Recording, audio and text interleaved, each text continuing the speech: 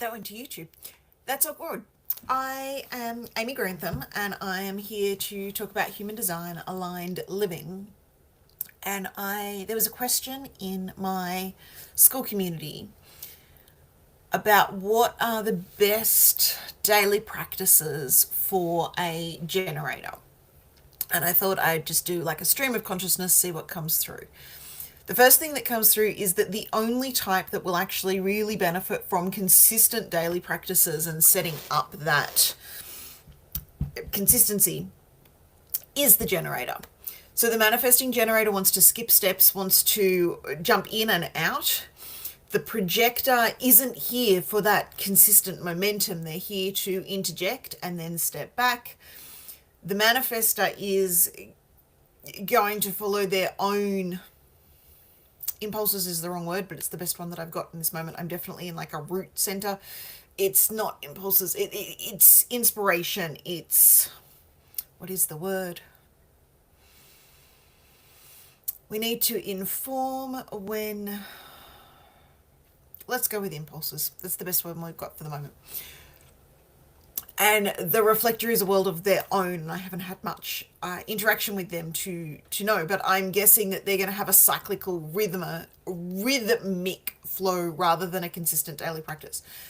The reason for that, so the generator has a defined sacral, and the manifesting generator may also have a defined sacral, but none of the other types have that defined sacral. And the sacral is that consistent momentum and drive. It is the step-by-step. The rhythm is consistency. And so a consistent daily activation, a consistent daily routine is perfect for the generator, though not necessarily so much for the other types. As to what is the consistent practice for generators to do, the answer to that is very much, it depends. And it depends on a number of factors. It depends on where you're at in your deconditioning journey. So are you still needing to release what's not yours, to let go of the not self actions that are, to let go of the not self actions that are bringing you frustration and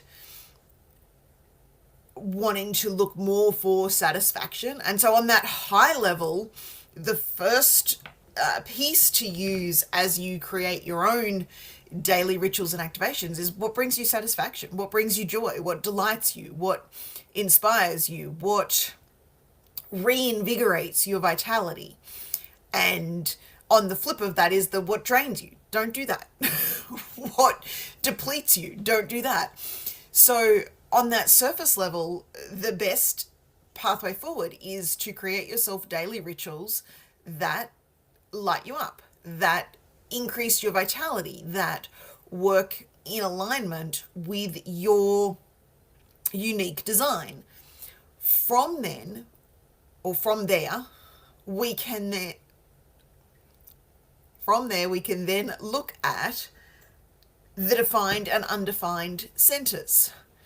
And again, this comes back to how far along the journey of deconditioning are we? And so if we're still in a space of being overly conditioned in some of our undefined centers, that's the place I would start. Build up some routines, some rituals around deconditioning, letting go of what isn't yours. Now, what that looks like is going to be different depending on which centers are defined and undefined for you, but also which gates in those particular centers are defined and undefined. So, for example, my emotions center is undefined, and it's still a practice I bring. It's inconsistent. So I'm a manifesting generator. I don't tend to have that same follow the path, follow the momentum that generators have. The manifesting element just disrupts that a little bit. In the beginning, though, for me, a lot of the rituals, a lot of the routines, a lot of the things that I was needing to bring in on my path to decondition were around my undefined centers.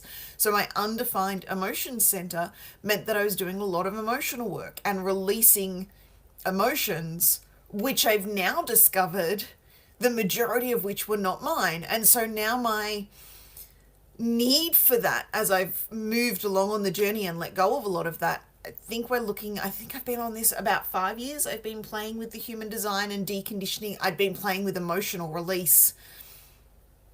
Oh my goodness, that'd be back to 2010. Let's not add up the years. That's that child's age. So that's about 16 years. Apparently we are going to add up the years. So when I got to human design, there was a lot of things I'd been doing that allowed me to not necessarily have to continue doing it. But if I was looking at my chart as if I was a brand new person and I'd done nothing, the first thing I'm looking at are the undefined centers and where we may have picked up conditioning and be trying to be in our not self. So for me, the emotion center is the biggest one. And so how do I set up rituals to navigate emotions? And for me, that included a lot of coaching, a lot of emotional expression, personifying the emotions and turning them into characters and dealing with them through that different, slightly disassociated lens. Reiki was a tool that came into my toolkit that I would utilize differently had I started before I'd done any emotional work. And then now my emotional processing in terms of deconditioning is just to ask, is that mine? But that comes from having done so many other tools and techniques and practices. My next undefined center is the motivation ego center. And the not self theme there is, are you trying to prove that you're worthy? And so I've done a lot over the years of tapping into, I am enough, I am worthy, I don't need to hustle, I don't need to push, I don't need to prove. And letting go of that need to prove was something that I had consistently in my list. And as I think back to my daily frog process, which I teach in the 3 Ps of self-discovery, but the daily frog process was all about shifting from I have to I choose to. And so every day I would sit down and I would look at what was formerly known as a to-do list, and I would turn it into options, giving myself, it's like I don't need to prove anything. What are the options? And then what am I going to follow through on? And so for me, that's starting to move away from the you have to, and the motivation needs to be consistent, allowing that space for the fluidity of motivation will come and go, and I can follow my impulses because I have a defined route. If you don't have a defined route, then finding ways to ground, and that could look like a multitude of things.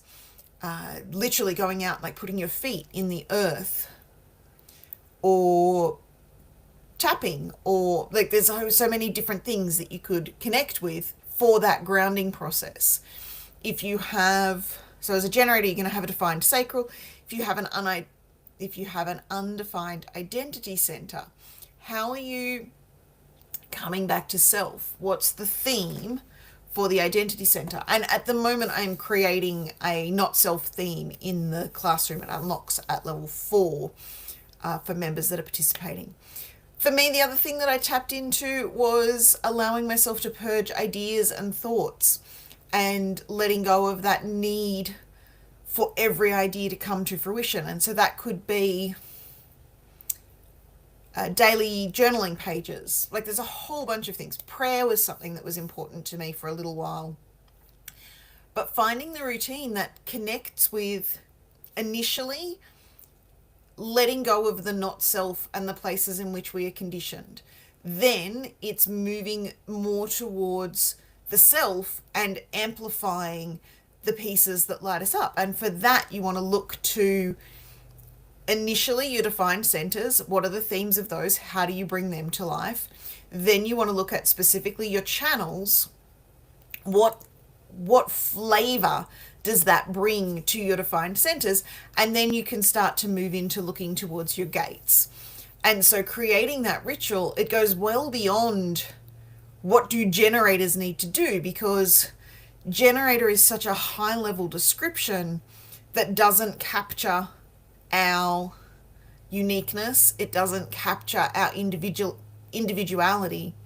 The other piece that just jumped out at me, I've got my worksheet. It's a fairly loved, the cats have been sleeping on it and they've got muddy paws all over it. And it's just a blank one that lives on my desk. You will find this in the classroom in the Human Design Aligned Living School Group. Tapping into our profile.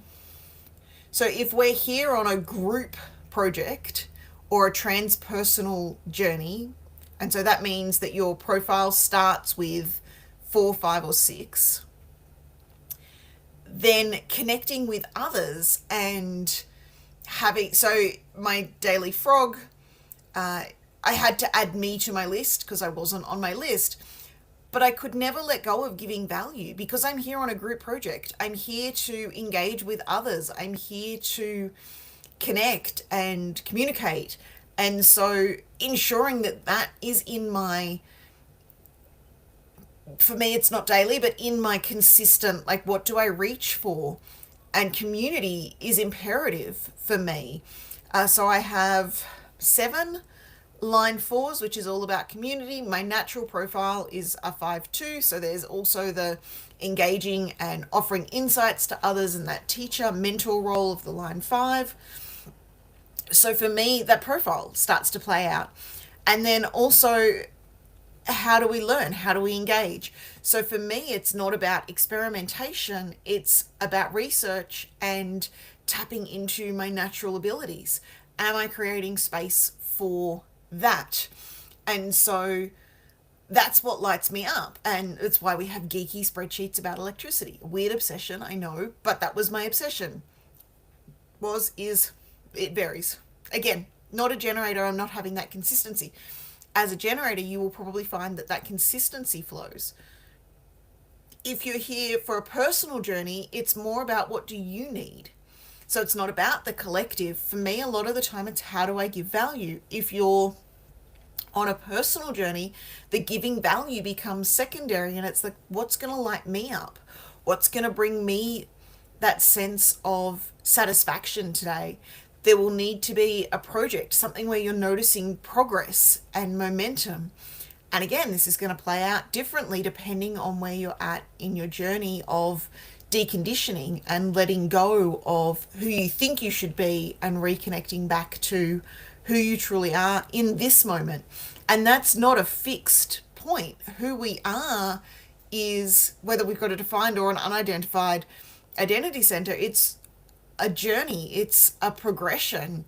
Who I was yesterday is not who I am today. Who I was 10 years ago is not who I am today, and my journey has evolved. And so tapping into, is this working for me now? What's going to bring me a sense of satisfaction? And maybe that's making progress in a project. Maybe that's a lifestyle choice that you're tapping into consistently. Maybe it's a set of activities that you do. So for example, my activity, like the intentional focus sessions that I run in the other community, that gives me a deep sense of satisfaction, and it ties into taking care of things and making sure that I'm connecting with others on my journey, which goes back to that transpersonal component.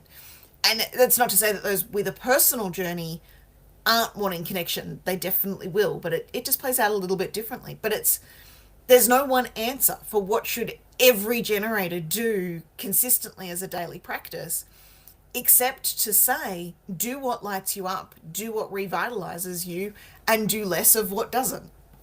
And so I hope that helps answer that question.